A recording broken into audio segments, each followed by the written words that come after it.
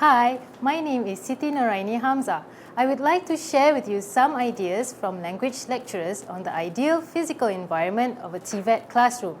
A better technology-dependent classroom can be achieved with proper and abundant investment made on education. Nowadays, teachers and lecturers are forced to handle a big class as schools do not have enough teachers, ended up doing more with less resources and lack of facilities. A big class means that there will be a variety of students' ability, different level of comprehension and understanding, and also a variety of learning styles which in a way might hinder meaningful learning. It will be tough on the teachers to specify his or her way of teaching to suit the needs of each student. Thus, the idea of having individualized learning might work on some students who most of the time have been neglected in a typical traditional learning classroom. E-learning roles in education have resulted in the use of technology to support student interaction with the resources contained in the learning ecology. The ecology offers a very learner-centered experience where students are able to locate, select, and access instructional strategies and models that address unique and specific learning needs. I think a virtual language classroom should be equipped with all kinds of e-devices necessary to facilitate language teaching and learning, ranging from the language tools used to gain language input to those which are used to enhance the language production, which is also called the language output.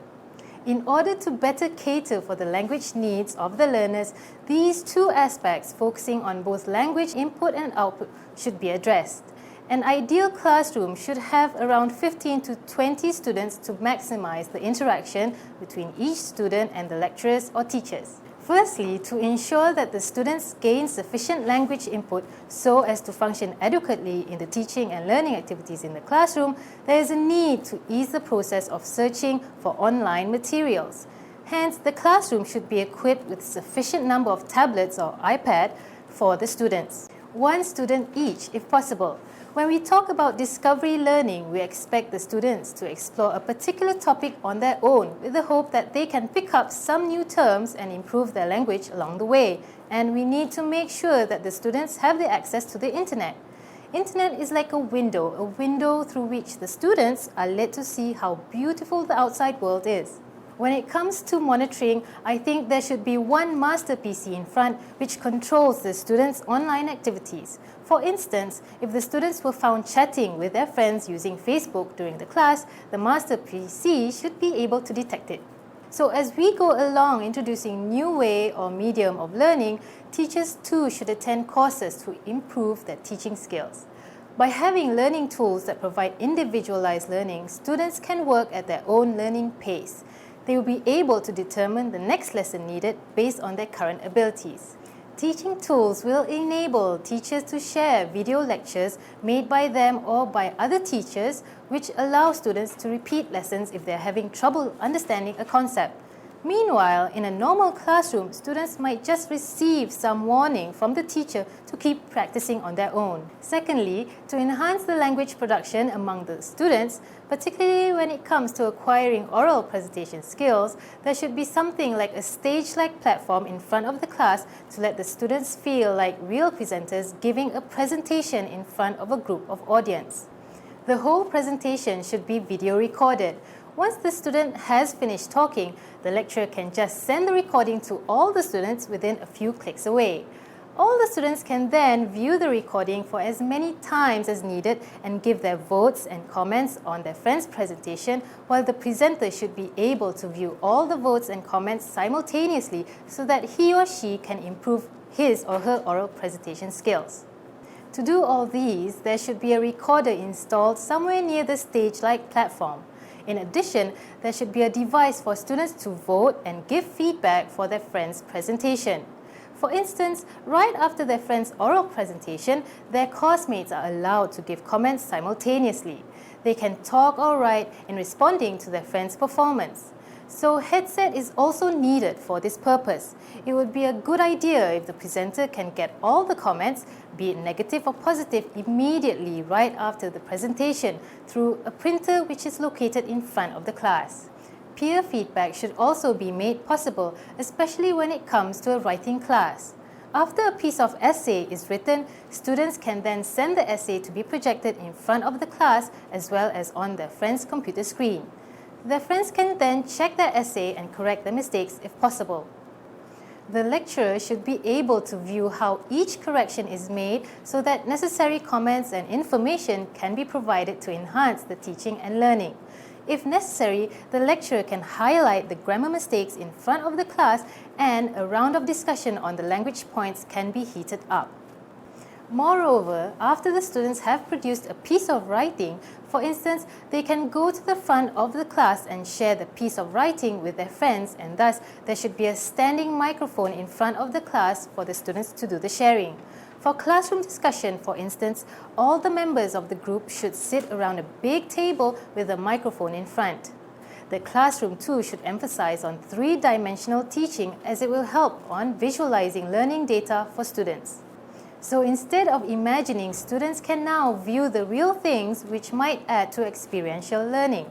Having smart TV or smart board in the classroom that enable the interactive touch control of computer applications for user input will create some sense of fun in the learning. Research has repeatedly showed that students learn better when they are fully engaged, and that multisensory hands-on learning is the best way to engage them. Students are more engaged because technology allows them to become active rather than passive learners. This is beneficial because active learners typically gain a greater understanding of the material being covered, and they retain more of what they learn. Assignments are no longer restricted to written essays. There may be videos, digital presentations, comic strips. Students can decide how they generate, obtain, and present their information. Another aspect that we are focusing on is the ability of having immediate response, which suited the mobile learning environment that the students are more exposed to nowadays. Students have the curiosity of wanting to be measured to see how much they improve, thus immediate response will help to see what they could do to improve their own learning, which can happen anywhere and anytime. Thirdly, physical environment plays an important role in order to promote and inspire TVET learning among students and also educators. This physical environment includes the arrangement of the classroom, colors used in classroom, gadgets, and others. Classroom arrangement is very important because it can determine how the students should interact in the classroom. Besides, classroom arrangement can also aid the teachers to manage the classroom effectively. Effective classroom management can help the teachers to deliver the lesson and conduct all the planned instructional activities for the students. Classroom arrangement includes the classroom furniture, gadgets, and other teaching aids that exist in that particular classroom. The arrangement of the classroom should also consider the space used, because students need space to move around during activities, and it can also promote interaction among the students. The furniture used also needs to be considered because it should be ergonomic. This is to help the students during collaborative learning in the lesson.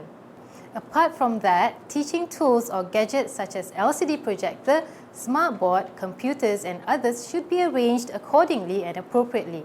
The placement of the gadgets will influence how the students will move around in the classroom. In addition, safety measure needs to be considered too, as these items carry electricity. Most of the gadgets are expensive, thus taking care of all these items are very crucial.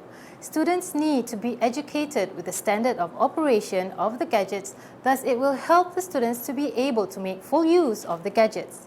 The colors used in the classroom too needs to be taken into account, as colors can help the learners to stimulate their thinking and engage with their learning activities. Suitable color selections are very important, and it has to match with the student's age, as different level of students has different way of thinking.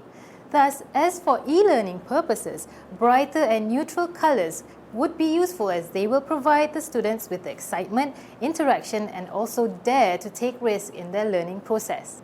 As a conclusion, technology authorizes students to take control of their education as they define their own goals and evaluate their progress. They can choose how they learn and what they learn at their own pace. Technology too increases their motivation and self-esteem, as it offers these students a medium to express themselves in a way they feel comfortable.